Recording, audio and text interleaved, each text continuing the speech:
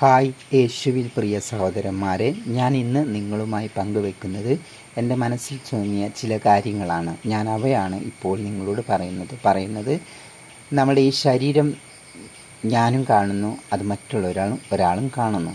നമ്മുടെ ഹൃദയം, എൻ്റെ ഉള്ളിലെ ഹൃദയം ഞാൻ കാണുന്നില്ല, അത് മറ്റാളും കാണുന്നില്ല. പക്ഷേ ഡോക്ടർമാർക്ക് എല്ലാം കാണാൻ പറ്റും. നമ്മൾ ടി വിയിലൊക്കെ കാണാം ഹൃദയമൊക്കെ മാറ്റുന്നത്, അങ്ങനെയൊക്കെ കാണാൻ കഴിയും. നമ്മുടെ ശരീരത്തിനുള്ളിൽ വസിക്കുന്ന ഒരു അവയവങ്ങളും നമ്മൾ കാണുന്നില്ല. പക്ഷെ അങ്ങനെയൊക്കെ മറ്റുള്ള ഒരാളെ ചെയ്യുമ്പോൾ നമുക്ക് കാണാൻ പറ്റും, നമ്മളുടേത് അത് കാണില്ല. അങ്ങനെയാണ് നമ്മുടെ മനസ്സും നമ്മുടെ ആത്മാവും. മനസ്സ് നമ്മുടെ ശരീരത്തിൽ എവിടെയോ ഒന്ന് വസിക്കുന്നുണ്ട്.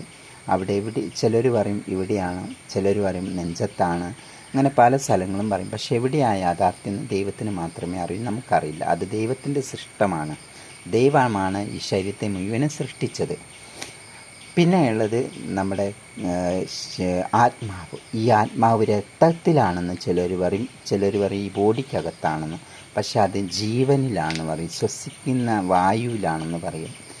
വായു കിട്ടില്ലെങ്കിൽ മരണപ്പെട്ടെന്ന് എന്നേക്കാം. അപ്പോൾ ഈ മനസ്സും ഹൃദയവും ആത്മാവും ശരീരവുമായിട്ട് ഒരു ബന്ധമുണ്ട്. അതാണ് ഇവിടുത്തെ പോയിൻ്റ്. ഒന്ന്, നമ്മുടെ ഈ ശരീരത്തിന് ഹൃദയം ബ്ലഡ് പമ്പ് ചെയ്യും.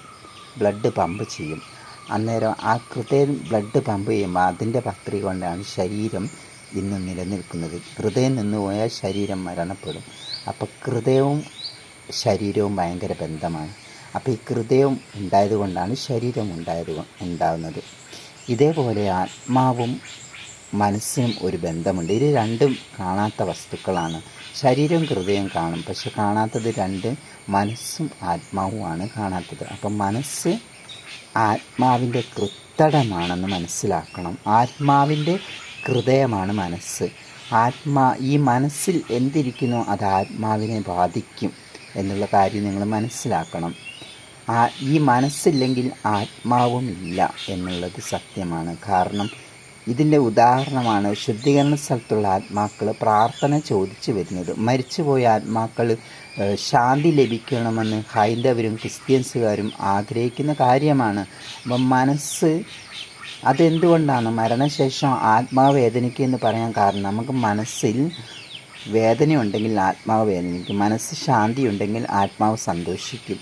അപ്പം മനസ്സാണ് ആത്മാവിൻ്റെ മെയിനായിട്ടുള്ള കേന്ദ്രം. അപ്പം മനസ്സിനെ ശുദ്ധീകരിക്കണം. മനസ്സ് ശുദ്ധീകരിച്ചാൽ ആത്മാവും പവിത്രിക്കപ്പെട്ടു. ദൈവം നിങ്ങളെല്ലാവരെയും അനുഗ്രഹിക്കട്ടെ. നല്ല കമൻ്റ് ചെയ്തു